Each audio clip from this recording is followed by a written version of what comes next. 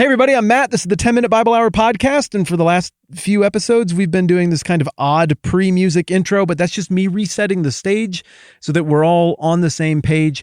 We're breaking down Matthew chapter 15, verses 21 through 28, which I am coming to see as effectively the mid-season finale of the Gospel of Matthew. It seems like Jesus and Matthew are drawing us to a place where we take a little pause and size up everything we've done in the first half of this book and size up where we're at with the conversation with the example of the Canaanite woman right in front of us. So we started out on a quest to figure out what's going on with Jesus and why he seems harsh here. We're still working on that, but I'm sure you're also feeling this too, that the conversation is taking us beyond this question of, hey, what the heck is going on here, and into a larger question of, hey, what the heck just went on with those first 15 chapters, the first half of the book, and what do I make of the stuff that has been put in front of me by Matthew? Let's go unpack more of that right now after some music.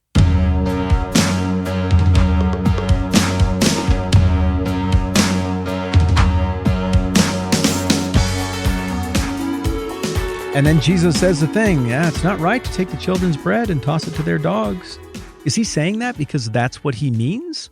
Because he thinks the entire redemptive plan of his Father is wrong? Look, somebody might look at the Bible and Jesus and say, that's interesting. I don't know. I'm not convinced. I don't think I'm going to follow Jesus or anything, but I like the book and he's an interesting character. Okay, that's cool. But I think it's very hard to carefully read the book of Matthew and imagine that he just has this one line that's a total departure. I mean, for crying out loud, even if the book of Matthew is a complete fraud, you'd still have to acknowledge it's very obvious that whoever wrote the book of Matthew is making Jesus look good. He likes Jesus. He wants people to come away thinking positive things about Jesus. It would be such an odd departure then for him to just have a throwaway line right here where Jesus looks like a chump. I think what we might be getting instead is a line that would have been very familiar to the original audience. Just a turn of a phrase that became socially and politically loaded. Right now, phrases like thoughts and prayers, it's a taunt from some people toward other people right now, and it's a triviality from some people toward other people when probably something more expressive of concern and care is in line. Somebody uses the phrase thoughts and prayers 2,000 years from now, you'd be like, that means thoughts and prayers? I don't get it. But right now, you drop that phrase and it is very, very loaded. Everybody's going to know what it means. And we could probably think of 100 more examples sitting here just like that would pop in the mind of a modern audience right now in the same way that I think that phrase popped in the mind of the original audience way back in the first century. I think it doesn't make sense for Matthew to allow Jesus to come off like a jerk in this passage, given all the other effort that Matthew is putting into making Jesus look good. I think what makes more sense is that Matthew, the original author, assumed this would make Jesus look good, and that the original audience would be like, oh, yep, now that's what everybody says, isn't it? That's what we hear repeated all the time when it comes to why we don't let outsiders into our religion, because it's the old adage, you don't take the children's bread and toss it to their dogs. I think Jesus is citing something like that here. And I think the way he said it, based on the woman's reaction, means she knew exactly what he was doing too.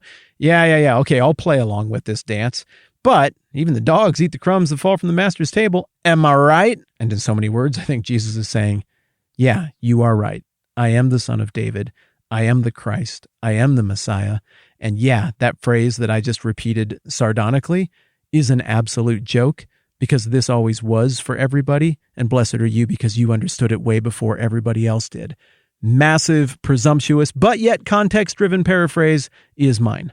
All told, I just cannot bring myself to believe that this incredibly carefully crafted book that we've seen so far that Matthew has put together, this very carefully put together apologetic, that Matthew just spaced off and was like, well, you got to be fair here. Like, Jesus was also an idiot at times. Let's let a little bit of that come through just once.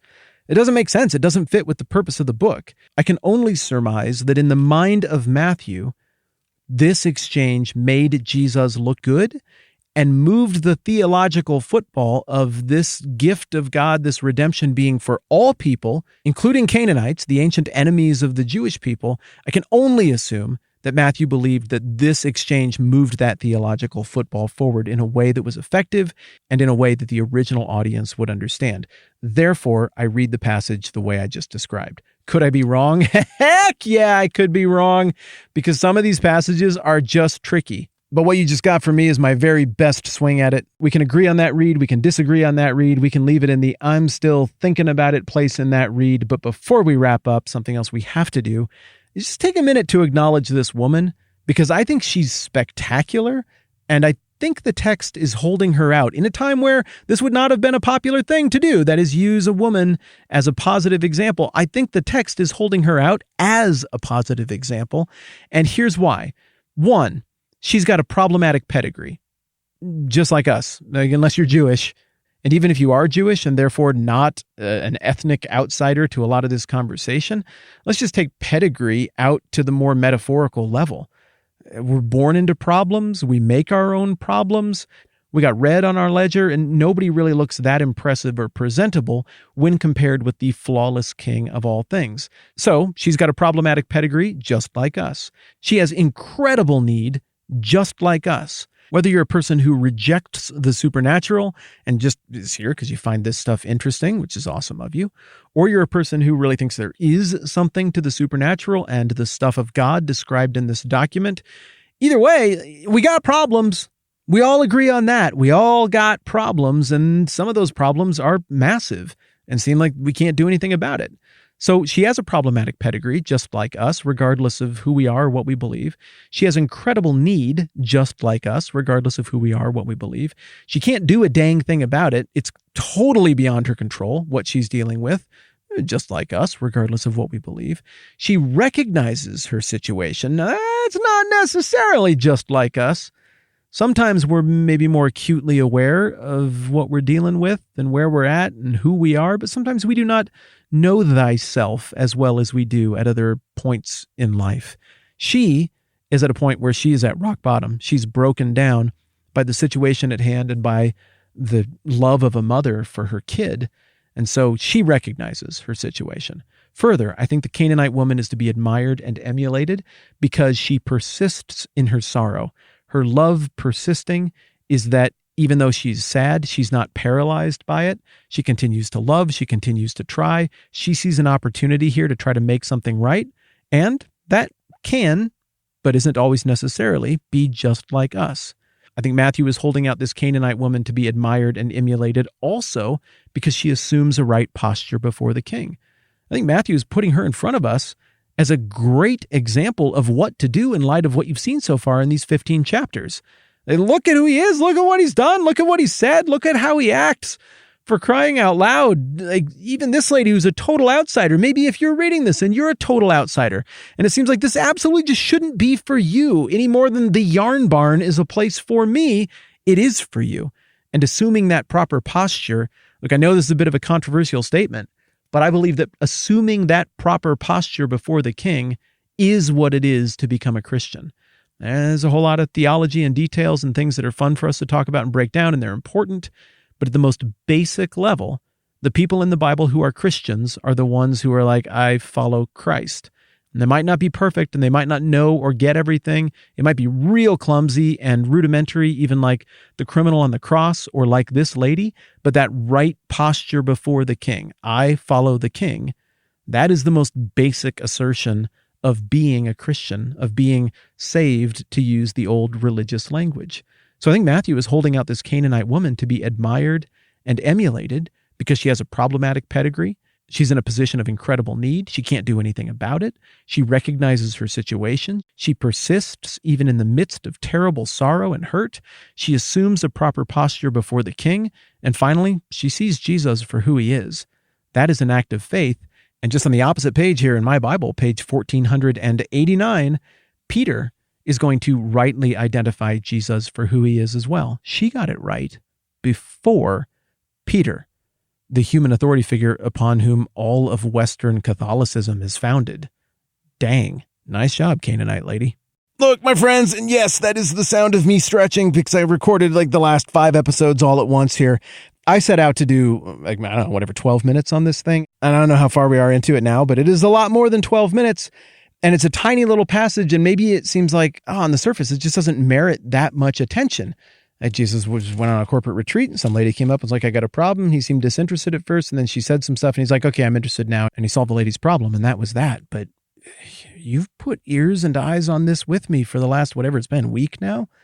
There's something very potent about this moment, something that doubles and triples down on a whole bunch of the themes of the first half of the book of Matthew, and something that seems like it is intentionally well placed at roughly the halfway point for the people who are reading this document to go, where am I with this?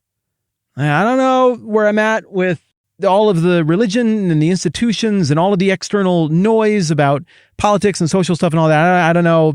I don't want to play along with that game right now. But this is intended to strip away all of that stuff and bring the reader to a point where they say, where am I at right now with what I am figuring out about Jesus? Is there a chance that this Canaanite lady is right, or is she wrong? And what I'm learning about here is a fascinating character with great wisdom and teaching and compassion, though human. As I mentioned a couple of episodes ago, I first read this book end to end, I think in 1990. The notes in my old Bible at least indicate that then I read it again in 96. And then I've been through it a few times, I suppose, in the last handful of years. So that's a few trips through the thing. But a lot of these theological themes and the pacing details and the stuff about what it seems like Matthew is wanting to draw us to at each given point, I've never noticed any of that until I had you on the other end of the conversation. And so, yeah, this seems like, a nice point here at the mid-season finale to say thank you. This really isn't one-sided. I know it might feel like that because it's just the nature of the medium. It's a podcast, but it doesn't feel that way to me. And just the knowledge that there are thousands upon thousands of people out there who are willing to take an honest run at this book with me, whether it's their first time through or their 10th time through, is having an effect on the way I ask questions and the way I think about it and the extra time that I find myself willing to take to look at these patterns and to try to understand it really well. The point is, you are all doing me a huge favor, a huge act of grace and friendship, simply by being on the other end of this conversation and pushing me to think about what I believe is profound, gigantic, the deepest of deep water stuff with you. So I know I say a lot, like, hey, I appreciate you, and I mean it when I say it like that, but just here at the mid-season finale, let me just stress that even more. I really do appreciate you, and I love doing this together, and it's changing me, and I'm very thankful to you for that. I'm Matt. This is the 10 Minute Bible Hour podcast. Let's do this again soon.